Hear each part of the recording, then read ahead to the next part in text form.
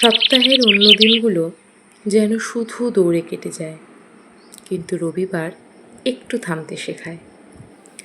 আজ রান্নাঘরে মায়ের হাতের মাংসের গন্ধ পেতেই আমি আর বোন ঠিক করলাম, আজ মাংসের কম্বিনেশনে বাসন্তী পোলাও হলে কেমন হয়। ব্যাস, শুরু হয়ে গেল পোলাওয়ের আয়োজন।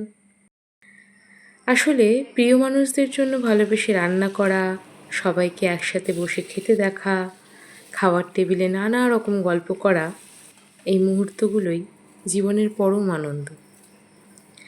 আমার বিশ্বাস প্রায় সব বাঙালি বাড়িতেই পরিবারের একটা আলাদা গল্প তো থাকেই। কোথাও মাংস, কোথাও মাছ, কোথাও পোলাও, কিন্তু একটা জিনিস সব বাড়িতেই একই, সেটা পরিবারের সবাইকে একসাথে পাওয়ার আনন্দ। আসলে জীবন যতই ব্যস্ত হোক, এমন একটা দিন আমাদের খুব দরকার, যে দিনটা শুধু কাজের জন্য নয়, নিজের মানুষগুলোর জন্য। আর এদিকে আমার পোলাও রান্নাও কমপ্লিট। আমি কিন্তু সবার থেকে প্রশংসা পেয়ে গেছি। তোমাদের বাড়িতে রবিবারের স্পেশাল মেনু কী হলো কমেন্টে অবশ্যই জানাবে। আবার দেখা হবে নতুন কোনো দিনের নতুন কোনো গল্প নিয়ে। টাটা।